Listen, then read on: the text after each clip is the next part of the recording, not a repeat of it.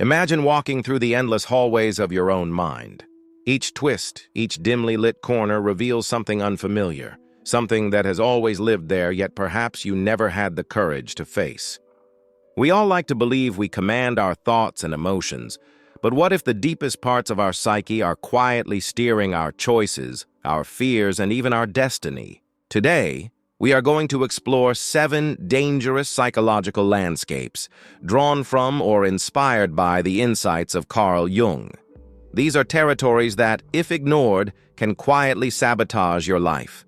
And I promise you this, the final one we uncover will not only be the most dangerous but also the most liberating, if you have the courage to face it. Before we begin, make sure you subscribe, leave a like, and share your reflections in the comments. This journey is not just a lecture, it's a dialogue with your own unconscious. By the time this video ends, you may never look at your thoughts, your dreams, or even your relationships in the same way again. The truths you are about to hear can shift the way you understand not only your own mind, but the hidden architecture of the human soul. Carl Jung, one of the greatest pioneers of depth psychology, believed the human psyche is far more complex than what we usually see on the surface. Unlike Freud, who placed heavy emphasis on drives and repression, Jung opened a vast inner map filled with symbols, archetypes, myths, and shadow dimensions. He showed us that the unconscious is not just a warehouse of suppressed memories, but a living, breathing realm of images, instincts, and forgotten truths, a place that can both threaten and redeem us. Now, think about this. How often do you find yourself repeating patterns you swore you would never repeat?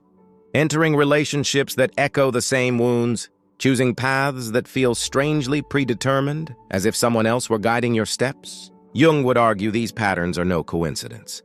They are expressions of the unconscious, powerful inner forces that emerge when we are not aware of them. They show up as what he called complexes, shadow projections, and archetypal energies. And if we fail to confront them, they will rule us from the shadows. The first dangerous place in Jungian psychology we must explore is what Jung called the shadow. The shadow is the collection of traits, impulses, and desires we deny, repress, or reject in ourselves. It is the part of you that you pretend does not exist. The anger you swallow, the envy you never admit. The impulses you fear would destroy your image if anyone ever knew. Jung warned that what we refuse to face within eventually leaks into our outer life. Think of the person who projects hatred onto others, never realizing they are battling the same qualities within themselves. Think of the public figure who falls from grace because of the very flaw they condemned in others. The shadow is dangerous not because it is evil, but because it is unconscious. What you bury grows stronger than what you admit. Ask yourself, what qualities in others irritate you the most? What behaviors in society make you furious? Jung would challenge you to ask whether those very qualities might live in some hidden form inside you. By refusing to recognize them, you hand them power over your actions and your destiny.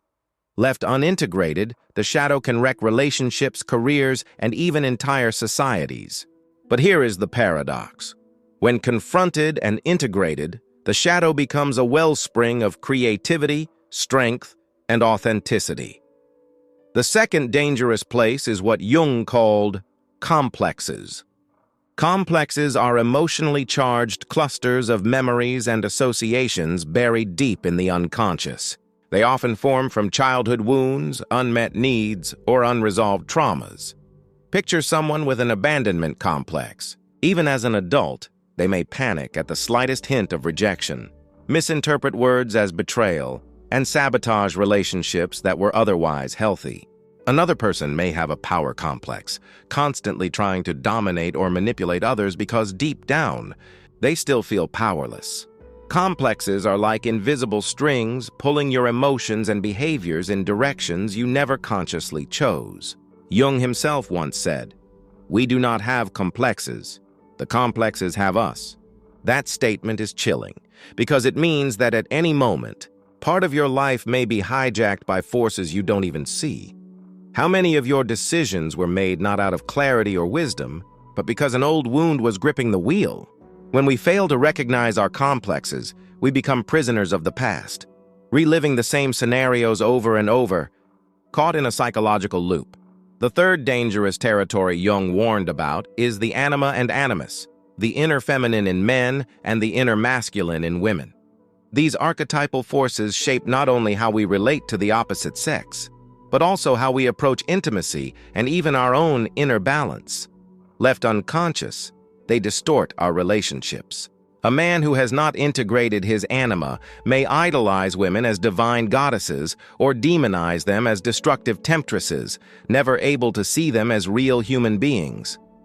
A woman who has not integrated her animus may project unrealistic demands onto men or wrestle with issues of authority and inner direction. In both cases, relationships suffer because we are not relating to people, but to projections of our own psyche. These inner figures are dangerous precisely because they remain unseen.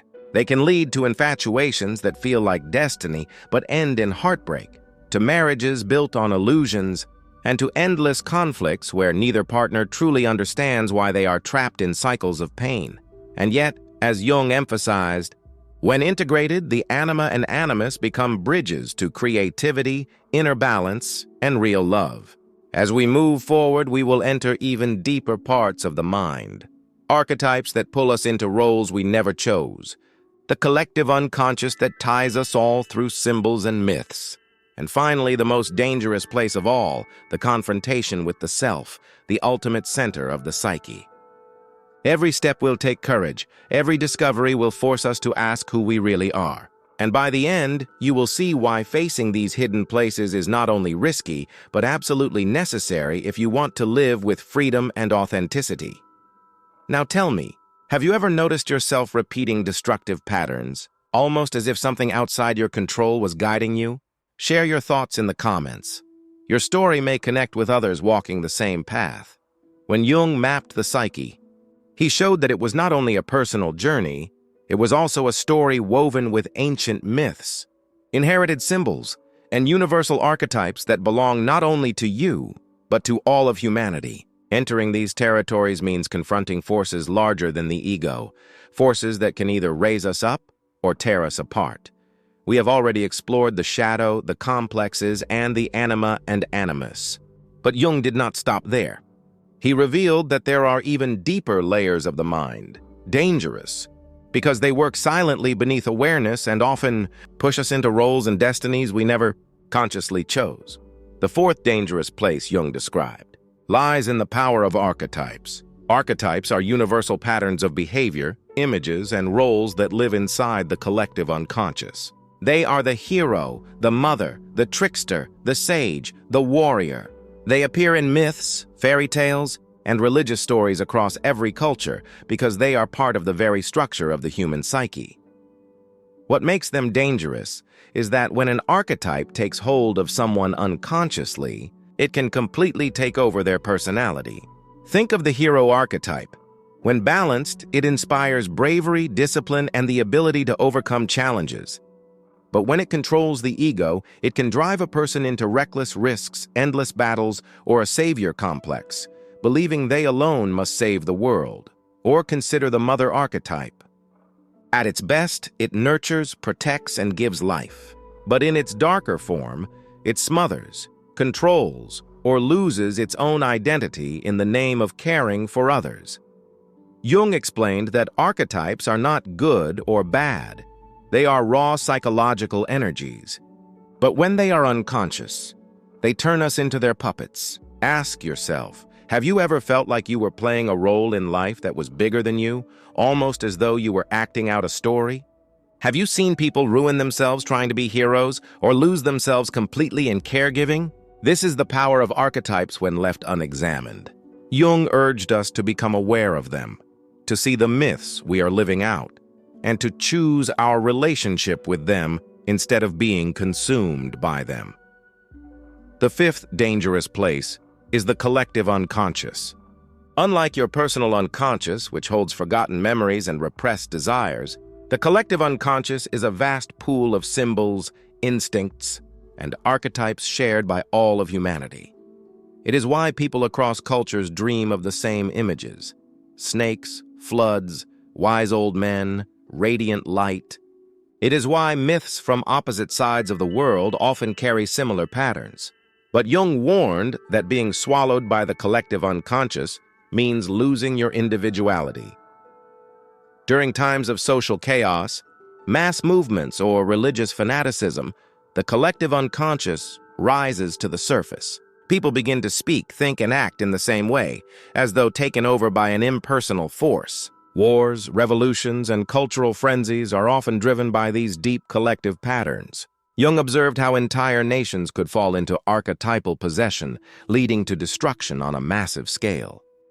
On a personal level, being absorbed into the collective unconscious can mean losing your true identity, merging into society's expectations, or living out roles that are not truly yours.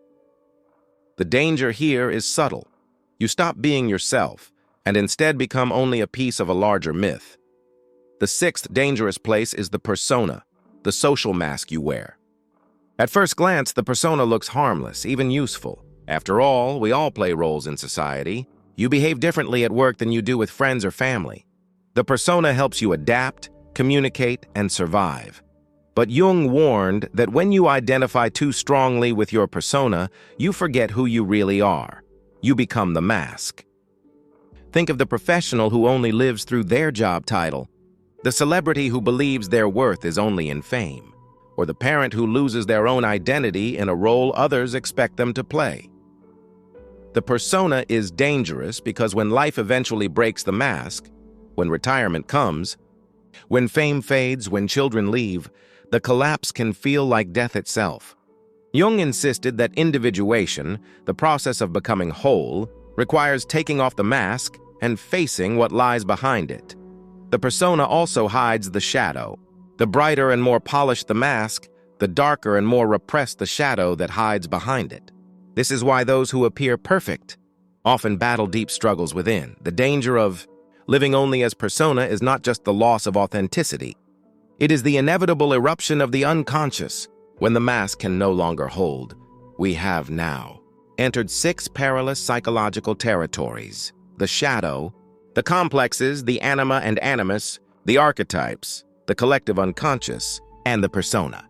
Each of these carries both danger and potential, but Jung pointed to one final place, the most dangerous, and also the most transformative: the confrontation with the self, the deepest center of the psyche.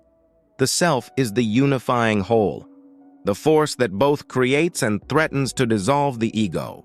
To approach it is to risk madness. To avoid it is to live in fragmentation.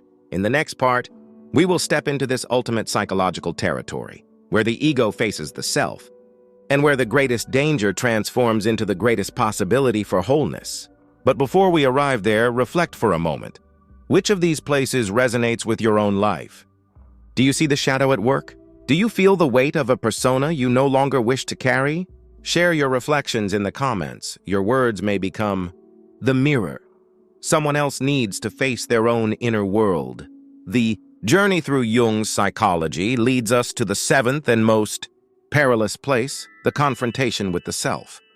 Unlike the persona, the shadow, or even archetypes, which are parts of the psyche, the self is something greater. It is the organizing principle, the totality of who you are, both conscious and unconscious. Jung called the self the nucleus of the psyche, the source of wholeness, and the ultimate goal of individuation. But to meet the self is not a gentle awakening. It is often a terrifying confrontation that can shatter the fragile ego. Think about it. For most of your life, your ego believes it is in control. It builds stories about who you are, what you value, and what your role in the world is. But Jung said the ego is not the master. It is only the servant of something much larger. To truly encounter the self is to realize that you are not the center of your universe. It is to accept that the forces guiding your life are not entirely under your control. For some, this realization is shattering. The ego resists, clings, and fights desperately to hold on to its illusions. For others, the confrontation becomes a doorway to freedom, a discovery of meaning beyond the narrow walls of personal identity. Jung often compared this confrontation to ancient myths of death and rebirth. The hero must descend into the underworld, face monsters, and let go of the old self before being reborn. Similarly, when the ego meets the self, it feels like death. Old patterns collapse, certainty dissolves, the persona shatters. You may feel lost, drifting, even close to madness. This is why Jung warned that the journey into the depths of the psyche is not to be taken lightly. Without preparation and grounding, one can be overwhelmed by the flood of unconscious contents. But why then face the self at all? Because within that danger lies the possibility of wholeness. Jung called this process individuation, the lifelong journey of uniting the conscious and the unconscious, of becoming whole instead of fragmented. Individuation is not about being perfect. It is about balance. It is about acknowledging the shadow instead of denying it, listening to complexes instead of being ruled by them, integrating the anima or animus instead of projecting them, seeing archetypes without being possessed by them, and finally, living in harmony with the self instead of resisting it. Jung's insight was that many psychological struggles do not come from illness in the narrow sense, but from refusing to live our inner truth. People suffer not because life is meaningless, but because they lose contact with the deeper meaning offered by the self. Depression, anxiety, emptiness. All can be signs that the ego is cut off from the deeper currents of the psyche. Seen this way, suffering itself becomes a signal, a call to listen more deeply. Have you ever felt like life as you knew it collapsed? That your old identity no longer fit, your beliefs no longer held, and you were being pulled into something vast and unfamiliar? Jung would say this is the moment of confrontation with the self.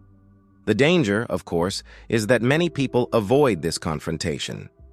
They numb themselves, cling to shallow identities, or dissolve into collective illusions. The chance for transformation is missed, and the cycle of suffering continues. Jung believed that symbols guide us through this process. Dreams, myths, art, and even religious experiences often carry images of the self. The mandala, for example, a circle representing wholeness, appeared again and again in his patient's dreams. Jung saw it as a symbol of the self, a sign that the psyche was trying to heal and restore balance.